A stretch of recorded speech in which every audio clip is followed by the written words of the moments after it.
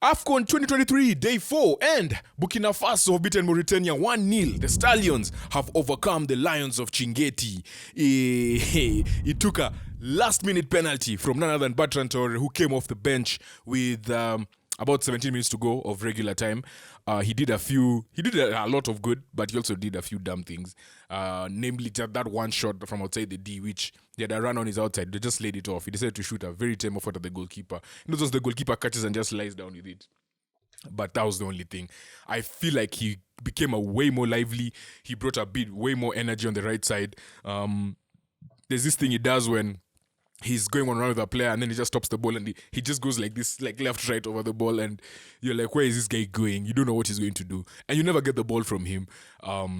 Yeah, we know he wasn't 100% fit. That's why he came off the bench, but he came and changed the game. He also had an amazing shot somewhere there in the second half that was saved by Babacar Niasse, the Mauritania goalkeeper. But in all fairness, Mauritania did not deserve to lose this game because they had the better efforts at goal. They just didn't take their chances. They had 9 shots on goal. Mauritania had 11 total, but out of those 11 for Mauritania, I think like majority of them came towards the end of the game, right, including the penalty. Mauritania took the game to Burkina Faso. I was actually quite impressed by Mauritania. In the first half, there were moments where Burkina Faso, actually both teams, in fact, the first 20-30 minutes was just like a feeling out session. So there really wasn't much. Burkina Faso had better patterns of play. So in between, up in the middle of the field, just around between D to D, they're the more experienced and better players and more technical players, but it just didn't count to anything. And after like 35 minutes, Mauritania, and after an injury to their player, I forget who that player was, the Suleiman Ane, who is their star man. Like whenever he scores, they don't lose. When he got injured, and there was a water break, they actually took long to make the sub, and I was wondering what is happening. But for some reason, after that, they just looked a bit more confident. They took the game to Burkina Faso. They had the better chances. The last 15 minutes of the first half, they definitely were on the front foot. They were just unlucky not to get a goal. I won't say there are clear-cut chances, but they had good chances. Another person who really impressed me in that Mauritania squad was Abubakar Koita, the man. A free kick, like the technique was just it was a combination of like a curve and the suave kind of free kick, right? And the goalkeeper was just confused. Luckily he came back like on time to actually save it, and it went over the bar. So yeah, Koita was really good. And then Tanji had a volley in the first half, and then he also missed the target with another opportunity, but they were coming at these guys in the first half. It was an intense spell of pressure by Mauritania. They were getting the ball high. Burkina Faso just couldn't leave their area. Their passing was wild. It was not accurate. Like there was just a lot that was happening with this team. And the one thing I can say about the one main reason why these guys didn't score is Tapsoba. I'm sorry, I wasn't familiar with your game. Makumi has been telling me about Tapsoba, and me, I was like, yeah, Leverkusen guy, but the guy is actually really good. Like the way he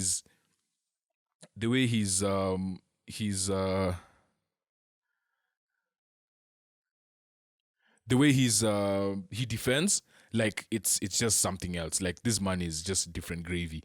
Then yeah, obviously going into the second half, Burkina Faso came on the front foot. They looked like they started like a house on fire.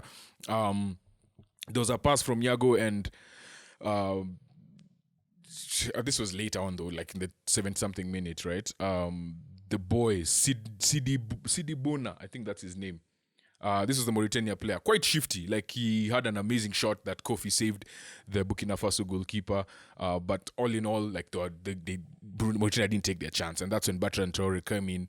And yeah, he didn't take time to test the goal. He took time to kind of settle in the game, but he didn't take time to test the goalkeeper. And Babacar Niasse had to save one of his shots. Then Mauritania started making subs at that point, and when they made the subs, now they stopped going at them. It's like the coach started parking the bus a bit earlier, and I was like, it might cost them, it might not cost them, and it really didn't up until the 90th minute when Traore actually gave that ball to Issa Kabore, who, again, Africans, I don't know what's wrong with us. How is your right back wearing number 9? Just reminds me of Gallas, yeah, and it reminds me of the Equatorial Guinea striker Emilion Sue. This boy plays right back in the 3rd division in Spain. Yeah, he plays for CF Intercity. But when he comes to play for his country, the boy is a striker. The boy is the number 9, starting number 9. So, as Africans, Mazi, let's just give numbers. If you're right back, just give him number 2. Why are you giving the guy number 9? But he was quite lively on that side. So it was a poor tackle by El Abd, which VAR took forever to give the penalty, but I think it was as clear as day. And then, funny thing is, Isofu Dio went to take the penalty and then all of a sudden gave it to Bertrand, which was a very smart business decision. The guy slotted it in. So, and that was it. It was like in the 95th minute, 94th minute, so it was quite late. There was nothing Mauritania could have done. It was a very comfortable penalty, and that goal meant that Burkina Faso now scored in 15 consecutive AFCON appearances. That is an insane stat. 15 consecutive AFCON appearances these guys have scored in. And it's the first time they have won their opening game in an AFCON tournament. So, yeah, all in all, great game. The first 20-30 minutes was just people fighting the heat and cramp and all of that stuff.